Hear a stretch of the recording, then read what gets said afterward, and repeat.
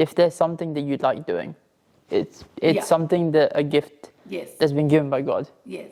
And if you don't use it, it's kind of it's I can't say it's a waste, but you're missing out because it's so much fun. Yes. Like.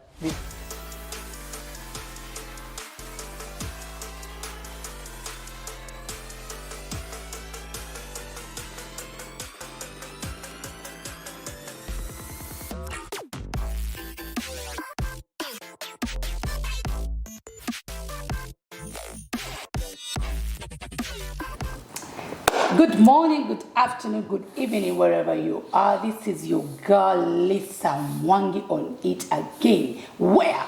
On Truth Talk. The Truth Talk. This is a place where you sit, you relax, and you get blessed. And when I say blessed, I mean it. You get blessed. So stay tuned. Today, I have one of my favorites, by the way, so far. One of my favorite. I don't want to introduce. Let me just ask him who he is so that you can get to hear. Yeah. So, welcome. Thank you. I'm excited that you're in the show today. I'm excited to hear. I'm honored. I appreciate you. Thank you. I don't know what to say, but please, let's tell the people who you are. Yeah. So my name is Taryn. I'm from London. So I'm a drummer, and I do media kind of duties, photography, video, and it's been a privilege to come to Sweden to be on team with you for this conference and playing drums. Wow. But yeah, and I'm 27 years old. So Thank you for telling us your age, because I was to ask you. Continue. But yeah, I'm excited to talk and discuss anything you want. Please, you are in the right place at the right time. Yeah. Wow. How do you feel to be in Sweden? I love it. I love it so much. So to kind of give some context, my best friend is from Sweden. So he's the worship pastor here. And he did an internship in my church where I used to go. And it was over COVID, so we were basically bubbled together. Okay. So he's here. So we came for his proposal. And then the conference, and it's been amazing. Nice. The food's amazing. Yes. The food's amazing. People are great. And it's so this is your first time to be in Sweden? You've never been in Sweden? Never been before. Wow. Yeah, never been before, but it won't be my last time. I'll be here a lot. Actually, do you know what? Yeah. I was just like saying, oh my God, I think we should adapt him. We just adapt, and he stays here forever. It's so good. Oh my God, we need you here. Yeah. It's been amazing. It's really been nice. And it's such a beautiful place as well, because we travelled up north a bit and stayed in the city. Yes. But it's so good. Yeah. So Brevin is your best friend? Yeah. So Brevin is Brevin and. Nice. Okay, Brevin is my worship leader. Okay. Nice. Yeah. Wow. So how do you feel if we decide to adapt you? It'd be great, but I still love London as well, though. I can't say no to London. No, London has enough of you. We need you to Sweden, because we're here. I can do 50-50. I spend 50% of the time here and 50% there. But you'll still see me because Brevin's here and people are here. Nice. Did you love the food? Yeah. Okay. Yeah, we went in the city to eat reindeer, and that was nice. But the food. Okay, good. Nice. Yeah. You've told us you are a drummer, you a photographer, you do all those stuff. Yeah. And can you I want you, Taryn, to give us your life, a little bit about your life, from the beginning, if you don't mind. From when you were born. Let us start there. Yes. Yeah. So can you just take us back a little bit and give us a history about your life and from birth until where you are? Yeah. So it's quite of an interesting story. Nice. As you know, I'm disabled. I don't really hide it. I kind of take it on to whatever it is. And I was born 1st of April So 1996, so April Fool's Day, as we say in London. April Fool's Day. So everyone calls me a fool, which is quite funny. But yes, I was born originally my parents didn't know that I had this disability. They thought so doctors didn't know. Because you were just a normal Yeah, so child. they had scans. Well, they thought I had something called clubfoot, is what clubfoot. It's like a syndrome they normally have it in like Africa or whatever, but they didn't know I had this syndrome. So I was born early, and they found out I had this syndrome called multiple pterygium syndrome. Okay. So it's also called Escobar. Okay. So it's basically dislocation. So everyone has it differently. Whoever has this syndrome has it differently. So some people might have different types of restrictions or whatever. So for me, I have dislocated hips, dislocated elbows, stiff knees, and then I have like webbing in my hands and feet. So my fingers don't kind of straighten up. But when I was born, no one knew what was going on. No. And it was kind of like, oh, he might not walk, he might not be able to do anything. Okay. So doctors were just confused. So in London, they rushed me to so there's a hospital called Great Ormond Street. So it's like the biggest children's hospital. Okay. And it's kind of international, where people come from other countries as well. So I went there, and then obviously they did scans every week and stuff to figure out what I had, and so I had dislocation in my hips, stiff knees, elbows. I had scoliosis, so that curvature of the spine. Wow. So that's so my spine is kind of bending in, which pushes my rib forwards and stuff like that. Okay. And then but as I grew, my parents are really good, so they never really restricted me, and I kind of just worked my way doing what I wanted to do, figured out how to do things really. And it was quite funny where the doctors would keep on seeing me in checkups, and they would say I had the best combination. So I had the best combination of, because I have stiff knees and dislocated hips, the stiff knees keep me walking. Okay. So if I didn't have stiff knees, my body wouldn't be able to hold the weight of, my legs wouldn't be able to hold the weight of my body. Yes. So my stiff knees are it's kind of a miracle that my knees are stiff, but my hips are dislocated, so I have the flexibility to walk and do stuff. Okay, but hold on there. When you were a baby, but you crawled and you walked like normal? So I think I took longer to walk, but everything was very much so I actually had operations. So originally I used to walk on my heels. So my heels were everything was stiff. Okay. So my heels were kind of like that. So then I had operations to bring my feet down. So I was wearing splints and insoles and everything. And then they dropped it down. Okay. And then so they did that by loosening the tendons, and then they did another operation to stop it going in. So it was going in, so they kind of did more operations. So I think by the age of 16, I had around 10 operations, I think. Yeah, actually, I just wanted to ask you, how many operations did you I think 10, yeah. 10 when you were about 16, 17. So that was... But that was the last one? No. So there was more? Yeah, so then I grew up to just was walking and everything. But my feet would go in, so my left foot always went inwards.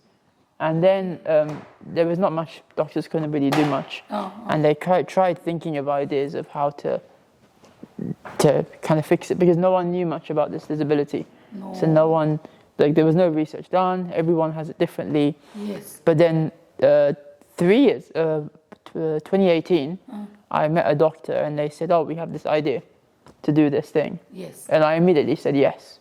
And so in 2020, they did another operation to basically break my foot, put a screw inside it, in the heel, also on the left foot. So I have a screw inside my heel, and then they've broken a bit of bone and put a plate inside here. So I have about 2 screws in my heel and a plate. Yeah, and a plate. In the plate. Yeah. So, but then that was. But not both. Just this one. Just this so yeah, because it doesn't.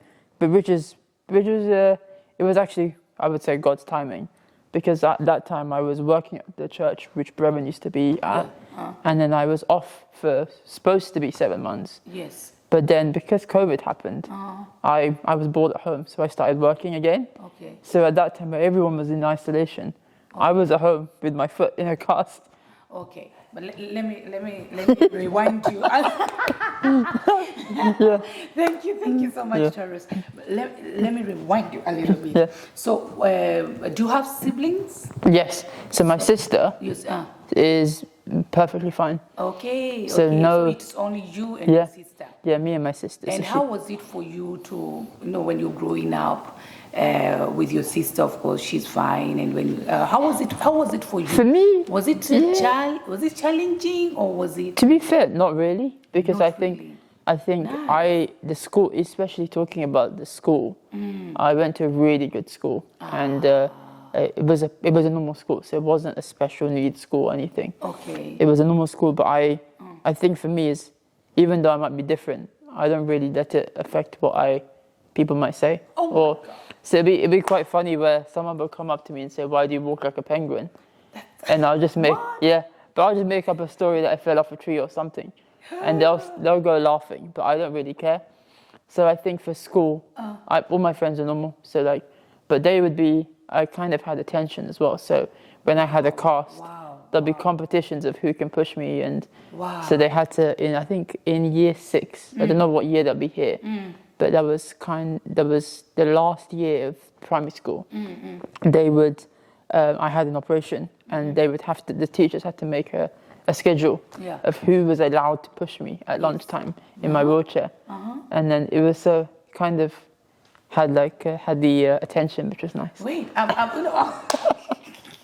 glory to God. You know what? I thank God for that attitude. Yeah. Like you really didn't even care what people, or how people look at you, what they are talking about, what they are saying. That's a good one. You didn't care. Why? But then why didn't you not care? I think for me is I've always been. My parents have been really supportive, so they never really say, "Oh, you can't do that." And even if it's something that someone said you can't do, it's kind of to prove them wrong. Yes. And then also, I might be disabled and restrictions and stuff, but I think I'm made like this for a reason, that then I can then still do what I want to do. Plus, there is also some perks of being disabled as well. Wow. So I'm very curious about school, especially about school. So how was your grade? How was your performing? So in primary school, it was good. Yeah. I think all right. I went to secondary school, but so secondary school is, I'm not sure, how old are you here when you do? So you have primary school and then secondary school, isn't it? Yeah. So I did it up to, in London, in UK, it's called A levels. Okay. But I didn't really at that time I was actually quite ill. So I had really bad pain in my feet, not able to sleep and really bad pain. So I was off school for a while. But then somehow, I don't know how, whatever happened, it's definitely God, I would say. And then eventually I went to college. So college is kind of a practical way of doing things. So there's no exams, it's all coursework, so written. So you kind of chose a course. Yes, I chose a course. So which course did you do? So I did software development or something, computer things. Nice. So I did that, and that was actually supposed to be to get me into university, which I managed to get into university. But knowing me, I didn't really go to many lectures.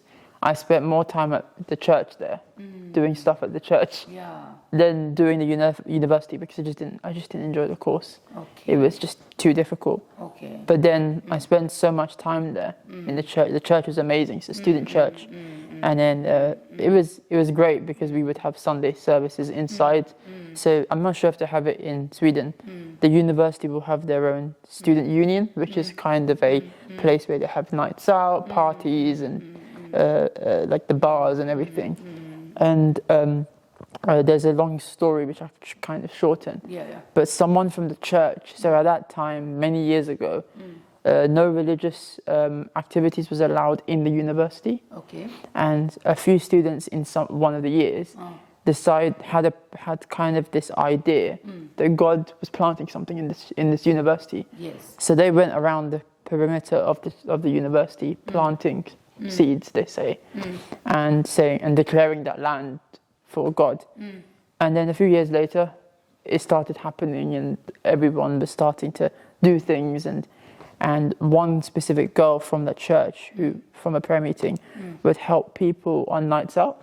So when you have a night out, people are drunk and having parties and stuff. But she would be in the toilets just helping girls. So if they were throwing up or needed help. So eventually the university itself said, actually, we'll give you a room, so a whole room, and you can kind of use this room to help people. But it was also a way of evangelizing. So on a Friday night from 8 p.m. to about 5 a.m. in the morning, every Friday it became a group of church goers. So all of us from different churches in that location would go into this room.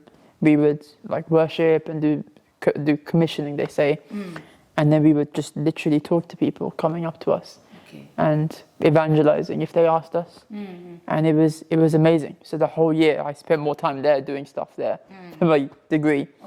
But it was incredible where, and because I was disabled, people obviously were a bit drunk and tipsy, but they would come and ask me questions. And there were so many people from there who were non-Christians, atheists, who had literally got baptized and now are leaders in churches, so that was fun. But then after I left that, I dropped out of university, and then I actually started working at the charity where I was a patient at, so the hospital. So that's where I kind of did the whole 360. Nice. Yeah. Wow, Terrace, what a story. But I'm a little bit concerned. When was the last operation? 2020. 2020. 2020. Yeah. Just there. Okay. And what was that? That was for the foot. The same foot. Okay. So, and I'm happy about what you said about your parents being supportive. Oh, that really that melted my heart. At least you had a family that really supported you out of this. Your sister too, and everything. But I also want you to take us a little bit deeper, and just share with our viewers some of the challenges you have encountered, through your journey, through that journey from operation one after another. That journey. Of course, I know it is not an easy one. I know it's a challenging one. And so everything together. So can you just give us some of the challenges that you have encountered during that period? So I think I've had loads of challenges. So as I mentioned, when I was in school, I had really bad pain. I was on antidepressants for the pain. So I was put on that by doctors. But then I stopped taking it because... Did they help you? Why were they giving you antidepressants? Because I had nerve pain. And for some reason, the doctors were saying the nerve pain would help, the antidepressants will help with the nerve pain, but then the antidepressants make you feel depressed. So I was very confused. It's contrary to everything. Exactly. So I stopped taking it. Okay, nice. But then, looking back at it, I think it had to happen like that because I had a year gap, which then meant that I went to uni a year later. And then I was able to experience everything at the church, at the university. And that's where I grew spiritually. Because I made so much friends. And I think one thing for me is I've had people put into my life at specific times for a reason. And that's throughout the years, which I can go into detail as well. But university was, even though I wasn't there to study, I had lifelong friends that I still see now and who I was, and all of them helped me grow spiritually, but also drumming. That's where I kind of got my passion for drumming at church, and it kind of helped me, but also where I started my photography and video. So the love of photography and video.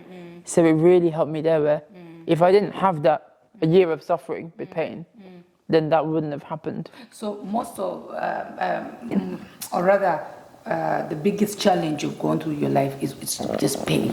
I think pain, but also it could be, another one would be when, like, obviously my parents were not happy that I wasn't doing well in uni. But then it's also how always I kind of think that it might be bad now, but I don't know it's a door that God's closing now, which then opens another door. So, like when I had my operation, it was obviously sad that I couldn't do anything, but then it opened so many doors where Brevin came to London, and then COVID was tough for everyone. But then for us, we spent so much time together with our old worship pastor at the church, and we built such a connection where we learned so much as people. Okay. And then drumming, and it's always, I've had pain, I've had operations, I've had to not be able to do things that I wanted to do. I've left jobs because of issues, but then it's kind of helped me grow spiritually, but also as a person to kind of understand that something bad might happen, but then it's God always has it planned. Yes. There's always a plan made, so it's it could be bad now, but if it's bad now, then something better is going to come. Yeah. Isn't it? Yeah. Yes. Yeah. Definitely. So, apart from drumming, taking videos, photography, what else makes you happy? So I work in IT, so computers. So I'm a IT manager. Okay. So I love computers. I love technology. Okay. So I love anything to do with the phone, tech, and everything. But my biggest passion is drumming. Drumming, photography, video. So I'm not sure if you've heard of New Wine. So you know here, so Alfred and New Wine. So in New Wine, London, me and a few friends, we do photography and video. Okay. But that's kind of the biggest things to kind of share. It's a way of creating things and having fun, but also sharing to the world that church isn't boring and you can have fun, and it's exciting. Wow. Did you hear that? It's getting interesting. Wow. You're seeing Tarus like this, and you can see he's also saying himself that he's a handicap and everything. But let me tell you something. I have never in my life, let me talk about me. I have never, because I've been a worship leader for many years. Amazing, by the way. It's been so good. Thank you so much. I'm humble. It's been so good. We did it together. Both in my country and here, and let me tell you, I have never met anybody who plays drum sets like Tarus. Hey, you can just look at it. It's fun. Oh my God, Tarus, just stand a little bit. Just Yeah, stand up. yeah. Stand a little bit. Let people see. Yeah, let my beautiful viewers, let them see you. Yeah, thank you so much. Thank you. But I'm telling you, when he sits on those drums,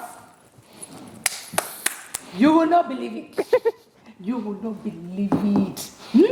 He's a professional. But then, did you go to school to learn how to play drums? No, so I went to a drum tutor, but he was amazing. So he just taught me as a normal person. Okay. It was so a few drum tutors said, I think my parents have always said they tried getting other drum tutors, but they never really wanted to risk it. But this drum tutor was just normal. Wait, yeah, because, okay, what really drove you to the drums? Because we have so many instruments. It's a funny story. Please. Yeah. So So my mum's a singer. So she sings. Yes. So they tried getting me to sing, but I can't sing. I'm terrible at singing. And then they tried piano and I thought everything. of asking you to sing. There's videos online that you can find. It's quite funny, yeah. But they tried piano and everything, and then it was one of tried violin and everything. Yes. But then one of my uncles and aunts, they bought me a really funny, small drum kit, a tiny one. But because my knees were so stiff, whenever I hit the bass drum, the bass drum would fall over. So they would sit there holding the drum kit and playing, and then it just got where we used to go to church. Yes. My mum was a worship leader there. Yeah. So I just started playing really badly. Yes. And then started. And then just continued. You continued. But yeah. And you loved it. Yeah, I think loved you it. Extremely too good at it. And I'm like, My goodness, yeah. And the heat, you just play, playing exact, the heat exact. You're not just confused. Have you ever heard people playing drums and people can... I am confused. I'm confused at some points, but it's fun. Where? I didn't hear nothing. Oh, we were so excited. Everybody is so excited. And they were, wow. Wow. Sometimes I just want to look at you, but of course I need to focus. But when I hear those hits on my ear, my goodness, oh my God, my viewers, I just want you to watch this clip. Just watch it, Watch it a little bit. Just watch it. Stay tuned. Just watch it. We're coming back after the break. Thank you so much.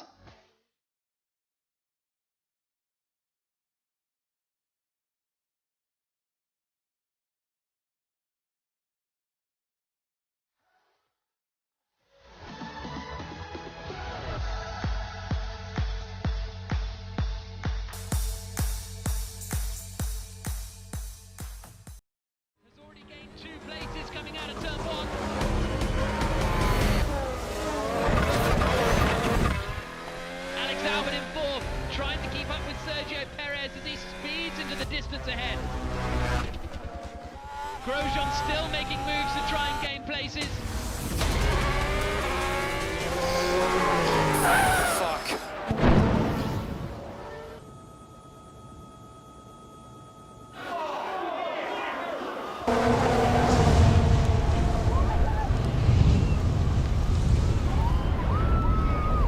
What the fuck happened there?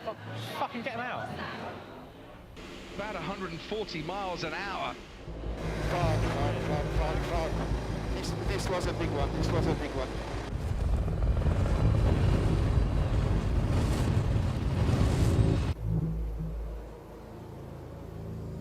Is he okay? I will come back to you. No, please. Oh, fuck. Tell me he's okay, please. Tell me he's okay.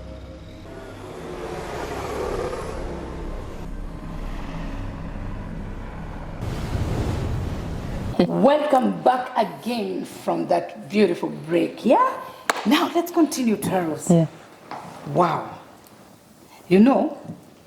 I just want you to look at that camera. Talk to somebody. Inspire somebody who wants to play drums or any instrument in church. Yeah. Just tell them something. I think for me, it's taking photos or playing drums or anything. If there's something that you like doing, it's something a gift that's been given by God. Yes. And if you don't use it, it's kind of I can't say it's a waste, but you're missing out because it's so much fun. Yes. Like we've had, is it 5 days of this conference? Yeah. It's been tiring. It can be stressful at times, but it's been so good. Yes. But also it's bringing other people closer to God. Yes. And you might not see it on the day itself, but it's people online or it's people just receiving, and it just brings it. You never know. Yes. People can hear it a year later, tomorrow or whatever. But it even could be with photos or videos on Instagram or whatever social media. Nice. And like you're doing. Yes. You never know. You don't know who's watching. Definitely. But it's amazing because at the end of the day we're all here. Yes. We all have a story to tell. Definitely. And it's exciting to just be part of it. And I think for me, I'm disabled. I make fun of it. So if you see my Instagram, I used to call myself the brown cripple. And I used to get told off by the vicars. So I had to change it, unfortunately. To what? Yeah, I had to change it to Taryn, but for a few years it was the brown. Why that name? It was funny. That's just fun. Okay. And it's just fun, but it's funny, isn't it? Yeah, it is. And for me, it's like there's no, and like I said to you earlier, I don't really care if anyone looks at me or stares at me or makes fun, but it's a story to tell, and people like I've had conversations with people I work with, but they always wonder, like, oh, if you're Christian, why has God made you like this? But I think, but we're here to tell a story. Yeah. And yeah. some can be hidden, some By can't the way, be. do you ask yourself that question? Why me? Why, Not really. Why am I the way I am? No, really. I think I even sometimes when people say, "Oh, pray for your healing," but sometimes I'm like, "Do I need to be healed?" Because some people say, "Oh, if you're healed, God can work through you." But then I'm in my thoughts is like, "Oh, but then God's working through me now anyway." But also, I can be a bit cheeky and say that if I was healed, I'll lose a lot of my privileges to just have fun as well. But have you ever doubted the word of God? You know, No. you can I think- you can believe, and at the same time you can doubt. So, but have you?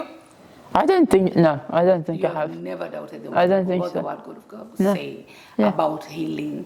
Yeah, no, never. No. Because I think for me, I'm made like this, and I enjoy what I've been given. I'm privileged to have a good family, and privileged to be working in a normal job, have a normal job. I also drive a normal car. So doctors tried getting me to drive an adapted car, but I was like, no, I want to drive a normal car, which allows me to drive in Sweden. Yes. So I'm just driving a normal car. But it's I've never really doubted anything. It can be tough at sometimes when you're tired and you get annoyed. But then at the end of the day, everyone gets annoyed, don't they? But I've never doubted it, and I think I kind of, all credit goes to God. So even today I was having a conversation with someone and they're like, "Oh, like, amazing with drums." It's like it's me drumming, but it's God working through me. My God. I don't know how you do it. Yeah. To say the truth.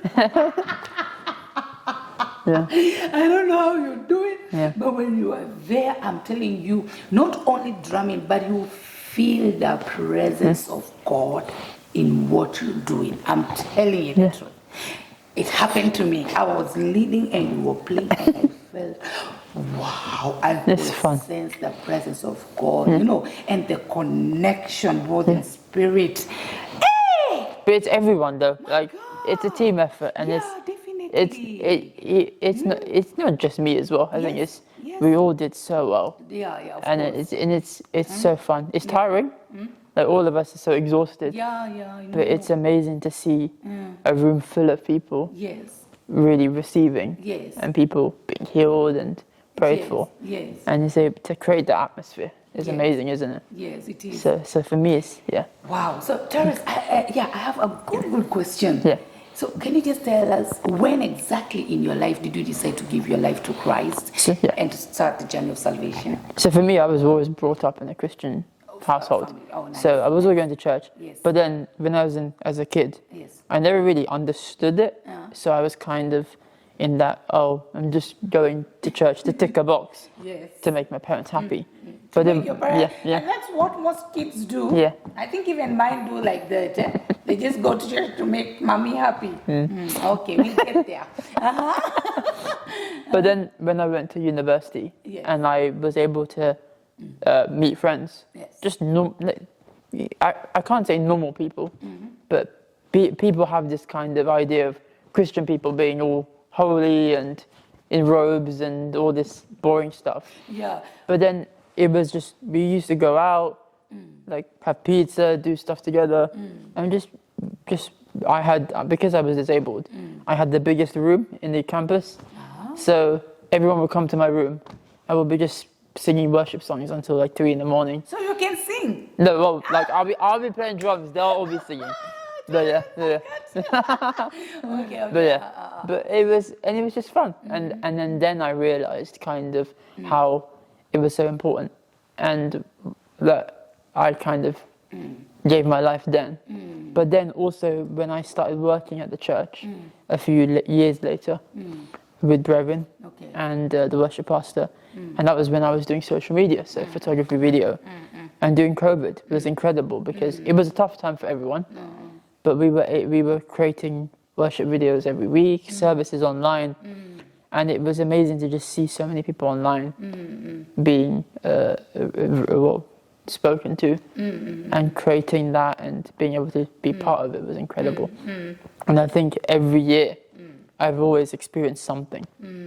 So last year we were at a conference, And for me, me and another friend of mine were the main photographer and video people for a conference about 20,000 people.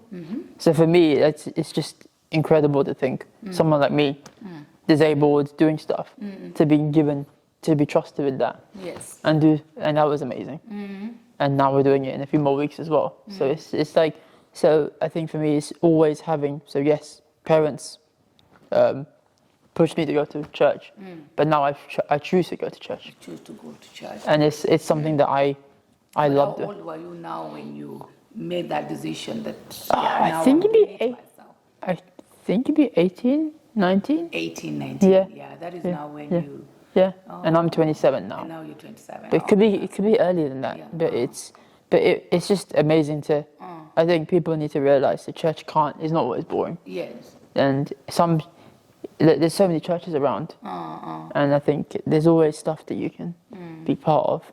And for me, I think the main thing is it wasn't just going to church; it's being part of the community. Yes. So being part of the team, part of worship or photography or video, and you even though you're part of the team, some people for me, even if I'm drumming or taking photos, you're still receiving. So one of my friends from the church I go to now, we were talking about it recently, and he said when you're taking photos, it's similar to someone leading worship. So when you're leading worship playing guitar or drums, you're bringing people into to a time with God. Yes. But when you're taking photos, the camera is your instrument. Yes. Because you're using that to take a photo, Yes. capturing a moment where God is working. So you kind of treat that really carefully. Yes. And that is you worshipping, because that is your instrument. Yes. So it's not like you're just taking photos Yes. as like a paid photographer. You are worshipping and you're receiving it because you're seeing what's happening in the room in a different point of view. So it's for me, I love it. So Wow. so it's fun. See, if I wasn't drumming here, I'd be taking photos. No, you're in the right place at the right time. Yeah. Yeah. So, Tarun, what is that force that has been driving you not to give up? I think it's God. Yeah. No, it has to be. I can't say I think. I know it's God. Say that again. No, I know it's God. You know because that it's God. I think it's here, God putting people in my life. Yes. And I've mentioned it before, like Brevin, all these people here, like you've met some of the guitarists and our old pastor, worship pastor. It's just people putting them in my life to kind of direct me into the right path, mentoring me, but also it's how God has worked in their lives, but also just how I could be limited in some areas. But what's the point of crying about the things I can't do when I kind of just push and do the stuff that I can do? Wow. By the way, thank you so much, Brevin. Brevin is my worship leader. Thank you so much. Thank you for bringing terrors to us, and thank you for what you do with terrors. Thank you. Whatever you do with him, please continue. Don't stop. He is good. He is amazing. Yeah. But Wow. it's amazing, I think, to come here and experience what God's doing, and it's incredible. So, Terrence, what exactly has affected your life positively, and what exactly has affected your life negatively? I think positively is just I'm always involved in church, but I think also sometimes that can be negative, where sometimes people might interpret what you're doing negatively. So they might think, oh, you're doing it for the fun of it. Whereas actually church should be fun. Like you shouldn't be having to go to church and be bored. And I think for me it's always kind of understanding that you need a time to serve, but you need a time to receive as well. You can't be just serving constantly. And you need to kind of understand that there is a time to receive as well. So it's but also receiving and putting time in with people like-minded who can be accountable for you. Yes. Otherwise, you need to be told off. Otherwise, I need to be told off if I'm doing something wrong, isn't it? And it's It's like you would go for mentoring sessions or one-to-ones with managers or something. It's a similar thing, isn't it? And for me, it's like always learning. So I think for me, like I've always been someone who's always serving constantly, but previously. Nice. But now I'm thinking I need to serve, but also receive and put time in. So That's very important what you've just said. Yes, you serve, but you also need that time to receive. So can you please just dwell a little bit there? Tell us how now you can receive. If you're a servant of God and you serve, now how can you receive? So it's different. Like for the church I go to now. Yeah. So in London, in Hackney, Yeah. I make sure that I put myself down to what I want to do, but also being honest and saying, I can't do this one because I want to. You kind of have to be honest. No one's gonna get annoyed, and also going for weekly. We have these connect groups, so we go and fellowship with food and prayer and like reading the Bible, But also now there's everything online, isn't there? Yes. There's podcasts, there's videos. So I watch a lot of churches online, and I think for me it's just seeing what's available, and then I follow a few. For me, I follow a lot of drummers, so I follow a lot of their stories of what they're doing, how and some of them post daily videos of spiritual readings or talks. I think for me it's just being open. Nice. Wow. Taryn, you told me you've played for one of the biggest worship leader I love. She's one of my favorite. Yeah. Amanda. Hey! Yeah. So you played for her. I've taken photos for her. So I've been. So she goes to the church. She visits our church. Yes. And I've taken photos when she's been playing. Wow. So she's joined recently. And I play at that church. Not playing drums. Taking photos. Yeah. Okay. And then, but I play at that church. Okay. But there's a few of us, but I think she's been there a few times. She was there a few Sundays ago. Last Sunday. And it's amazing because the church I go to now recently visited Asbury, so it's been amazing to hear stories from that. But it's incredible. Like everyone's so humble. That's what I love. Like people do put people on other worship leaders on pedestals and stuff. But at the end of the day, they're just humans, aren't they? And they're just normal people, just enjoying life and giving to God and trusting what they have. And it's amazing. But it's the same with other worship leaders. And for me, I kind of feel privileged, like being trusted to play today, and then other people just taking photos and creating videos and things. But yeah. Nice, Taryn. Before we finish up the show, what is your biggest dream? Like, I don't know. At the moment, I don't know. I think for me, I kind of want to. At the moment, my dream now. So I have my own kind of freelance company, which I do video and photography.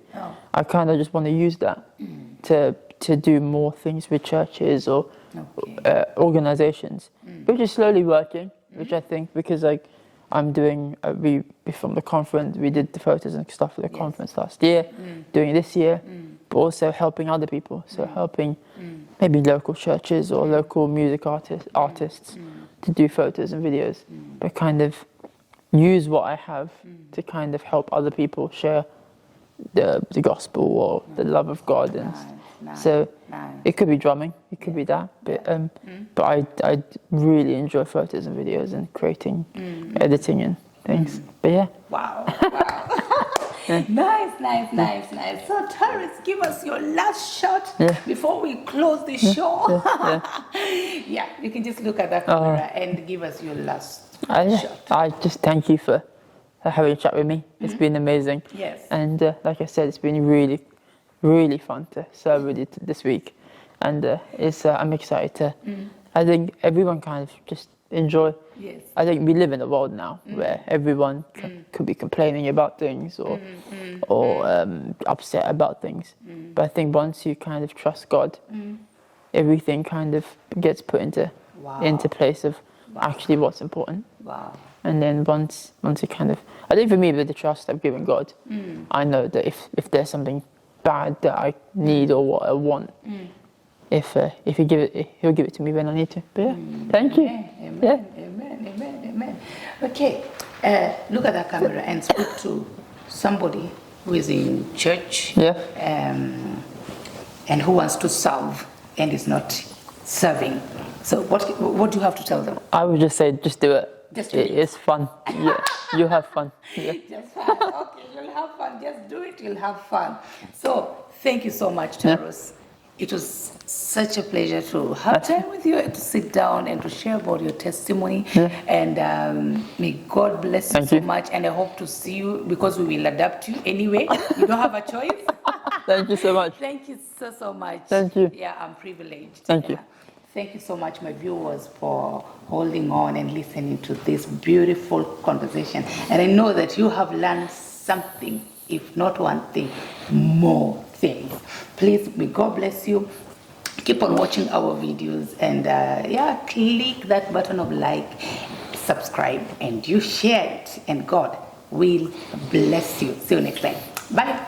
And are you in the diaspora and you want to invest on real estate housing? Wilston Homes, they got you. They offer you affordable and high quality living solution.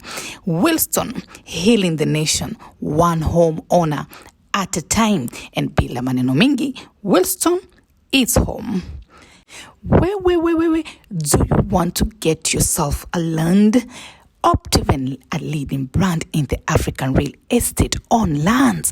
Optiven has ensured a hassle-free investment process for all the diasporians. And Milana Tours and Safaris, a Kenyan company that provides safari throughout East Africa and the world at large. They offer you a fulfilling holiday and make sure you enjoy every moment. It is possible. All this and more. Just contact us on Truth Talk and we connect you to where you're supposed to be.